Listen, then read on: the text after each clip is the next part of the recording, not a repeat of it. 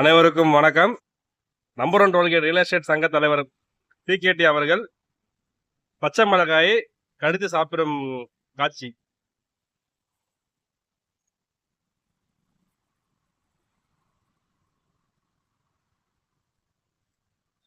காரசாரமான உள்ள பச்சை மிளகாயை தலைவர் அவர்கள் சாப்பிடுகிறார்.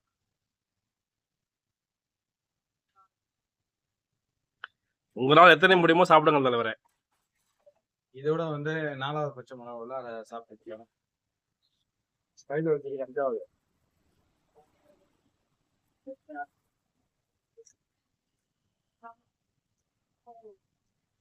மிகவும் காரமான மிளகாயை தலைவர் அவர்கள் ஸ்வீட் சாப்பிடுவது போல் சாப்பிடுகிறார்.